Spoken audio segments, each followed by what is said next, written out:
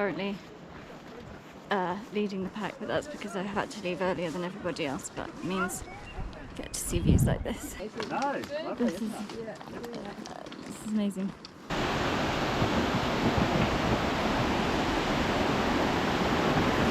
Whoa, whoa, whoa.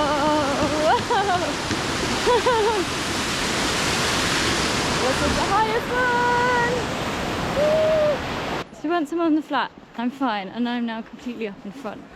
But I'm glad actually, because I'd have felt awful if like everyone was held up behind me. Because look, as soon as I start going slightly downhill, ouchie. Can't believe this is causing me so much pain. It's given me something actually real and tangible to focus on and get through, as opposed to all of my made up anxieties and fears, you know, and I have got through it. I can't believe I'm on my final day of walking. I've been walking all week, like on average sort of 7-hour days. Like that, you know, even if I wasn't injured, that would be a huge achievement for me, something I would never ever have thought possible. This is very different. I like this. That was so nice. I walked with some ladies for a while. I'd sped up a bit on the flat, so I kept up with them. And I kind of approached them and they were like, here she is, the beautiful girl. And I was like, oh, stop. And they were like, no, what are you talking about? They were like, really? They're like, we keep talking about how beautiful you are and what a kind soul you are and how you're always smiling even though you're clearly in pain. And I was just like, if you want to make me cry right now, because I don't feel like any of those things. Everyone on this holiday is just giving me a little boost. Look at the colour of that water. I didn't go down there, it's just the extra walking, I just can't do it anymore. But so they've let me crack on ahead of the whole group so that I'll hopefully make it to the bus at the same time as them. It's this kind of stuff that just blows my mind and makes everything better. I think one of the most nicely situated toilets in the world. Another excuse to stop, but that huge cliff, colour of that water. This is the Bridal Veil Falls, and they've really carved out the rock. Down there, it's like all hollow. 30 minutes. It's just started to rain. I think I'm going to end the Routeburn as I started it. Just a bit more broken physically, a bit stronger mentally. There's another thing, those ladies said they thought I was really strong. They said, we can tell that you're a really strong person. And then one of them said, maybe you should be a little bit more accepting when people offer you help, like it's not an insult. And I was like, okay, maybe, fair point. So close to the end now, maybe 5-10 minutes. I can't believe I've done this. Something like, right, let's work it out.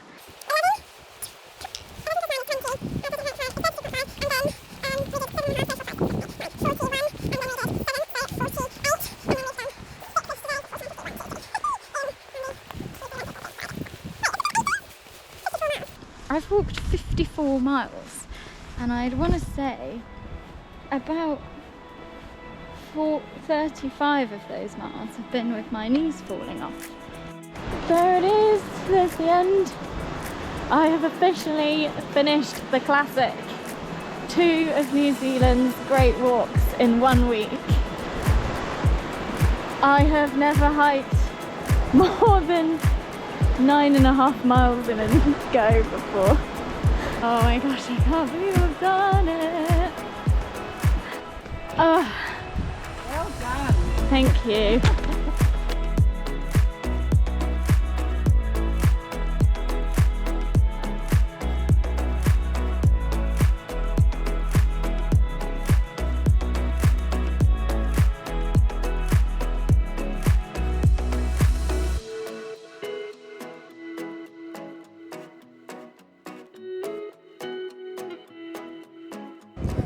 Back in Queenstown with a newly infected thumb and 2 knee braces.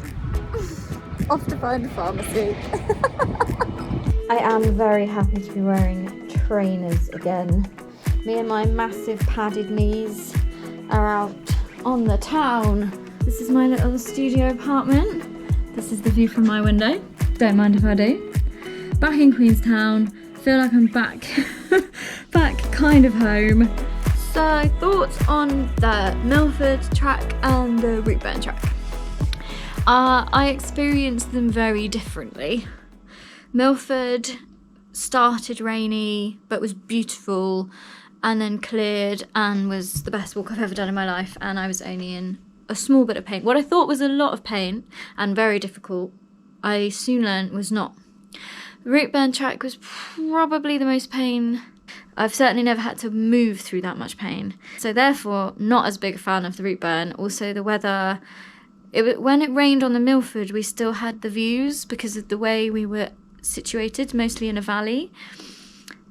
On the Routeburn, we were up on the hills, so you just couldn't see anything. And then when it cleared, it was also beautiful, but by then I was in so much pain, it was kind of hampered. As a walk, if I was fully fit and healthy and we'd had a clear first day, I'd probably put it up there with the Milford. It's way more difficult in shorter patches. I feel the trip is about the Milford track. I feel that that is the linchpin of this whole trip, which is fitting because it was right in the middle of it. The Milford track for me will be the highlight, and I can't believe I'm saying that having done a 2-week Lord of the Rings tour, but I am. I've been away from home for tomorrow. I will have been away the other side of the world for a month. A month. In some ways it feels like a few days. Actually, no, it doesn't. It doesn't. It feels like a bloody long time because so much has happened. Just had a message from Dad saying, I can't wait to see you. And my dad just doesn't say things like that. So that got to me a bit. I know I've been away from home for a month, but I've been with people for 3 of those 4 weeks. So it's going to be weird now. Good morning. It snowed overnight on the mountains in Queenstown. I thought it was a bit chilly. Oh my gosh, look, it was washing. I had to do all my washing yesterday. It's complete chaos. It is Wednesday the 28th of March. I don't know anymore. It is the second of my rest days after doing the classic. I went to the doctor's yesterday to sort out my thumb and my knees. My knees aren't looking so good. They said I really overdid it and I need to rest for like a couple of weeks. And I said, the next couple of weeks I'm here. Just giving me like this prescription, super strong, slow release drugs. When you're traveling on your own, there's no one to tell you that you're being an idiot. I've left a string of forgotten items across New Zealand. I've made several organisational errors, and I started planning this a year ago. I have a spreadsheet. That's just done me no good whatsoever. And look at my hair.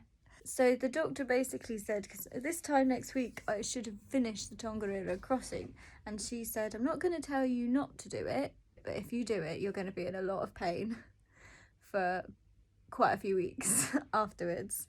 My concern is that I don't want to risk any longer term damage. She basically says I've just got bursitis in both knees and it's just inflamed, and if I rest it should go away.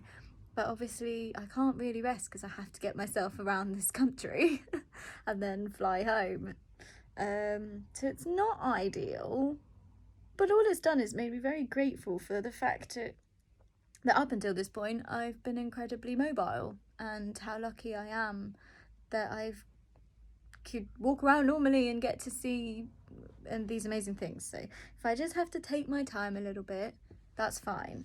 The pain is quite bad, not gonna lie. Just walking down into town makes me feel a bit because it's just painful and I have to stop and take deep breaths. And yeah, what can I do? I'm gonna try out a little restaurant called Yonder for lunch, which is kind of the nearest thing to a hipster cafe that I can find here. They actually do toast, No one here does like normal bread. It's all like croissants or pies. It's my last full day in Queenstown. I think I'm gonna get a mosh.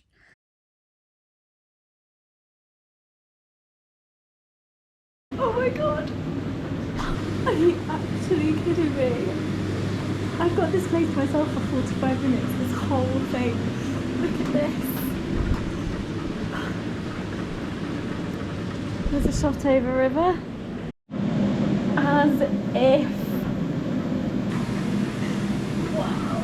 I can feel the jets on my little legs. And then after this, I'm getting a massage. Like, what is my life? I'm so happy right now.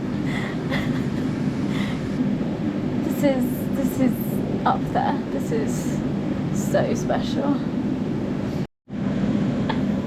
I can't stop smiling.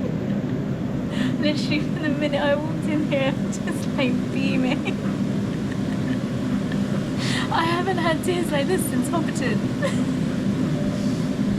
This is really one of those, this is the best thing in my life ever, this trip. I wouldn't change any of it. I just feel so happy right now. And really proud of myself. I was literally feeling so faint in the taxi on the way here. And it's like all of these anxiety triggers are just coming up one by one by one. And I'm just sailing. I'm scared, but I'm doing it anyway, and I can't stop smiling. Look, there's a jet boat. I was on that 13 years ago. It was on that boat. I'm back here now on my own. Big gal. She's grown up. She's strong. I'm just having one of those I can't believe I'm actually here moments. You'd think after a month I'd have kind of believed it by now.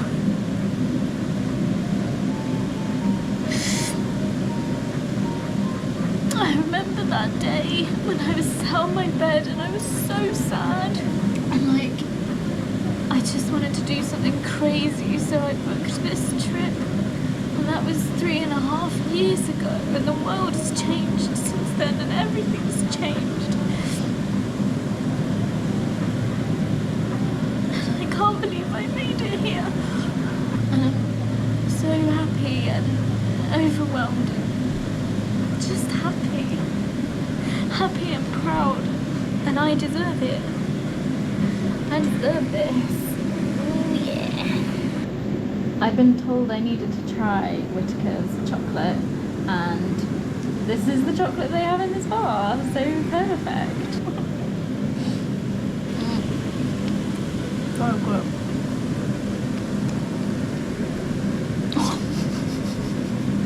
Quite an infected thumb. No, don't stop. I'm gonna stay in as long as possible. I just love this place so much. I remember not wanting to leave it last time I was here all those years ago. I don't want to leave now. But I have to, I guess. But I will come back again, I'm sure.